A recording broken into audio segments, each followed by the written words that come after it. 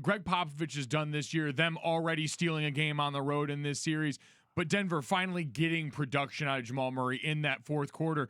Should we expect more of that the rest of the series, or is this a Denver team that, despite their regular season, is looking vulnerable right now that we've got to when it matters? Well, I think it's the inexperience of not ever being in the playoffs for some of those guys. And then, I said this a couple days ago. They missed the playoffs by one game, 2 years in a row.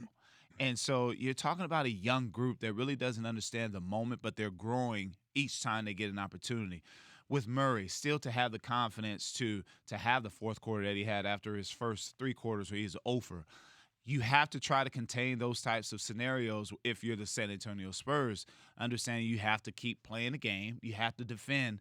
And with their athleticism and their youth, they're good at getting to certain spots, along with Jokic being down low and initiating offense. I think the Denver Nuggets will continue to grow in these moments, but at the same time, you're going up against a team, as far as San Antonio Spurs are concerned, that understand that they let one get away last night.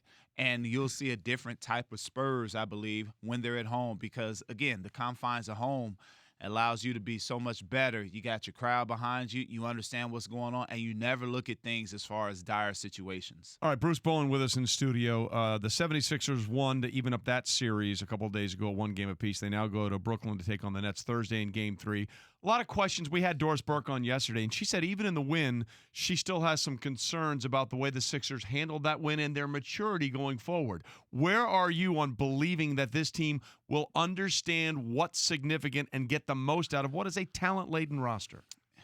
It's tough because you have the influx of youth today. The youth is these damn kids. It's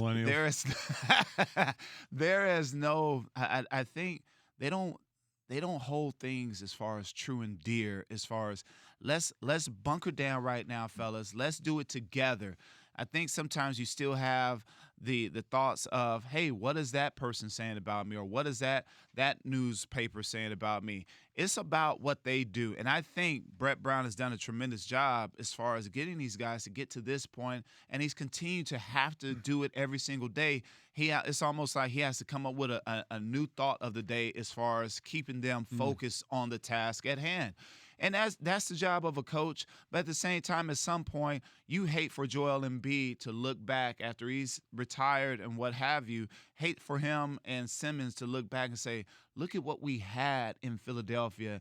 And they can't say anything other than the first round or second round. I understand what Doris is saying because it's about cementing what you want to do and not trying to get back at critics. It's not about the critics. It's about you and your team and what you all can do as far as moving forward. Yeah, he's doing this thing where he's holding up his ear to the crowd for the boos the last time around. You don't want to. You would have been okay saying, I was like AI instead of. That's for the people that booed me the last game. I'm with you, though. Your explanation about worrying about what critics are saying more than kind of that bunker mentality. Exactly. Staying together, and that'll never play in Philadelphia, Mike. You know that. Well, I spent time in Philly, and they just want to see you play hard. Yes, exactly. And even if you can't hit the side of a barn with a beach ball, do it as long as you dive on the floor when it's near you. Exactly that's all they want. And I think you have such a society now when it comes to sport where so many guys are into self and not to saying things like, hey, what can we do together?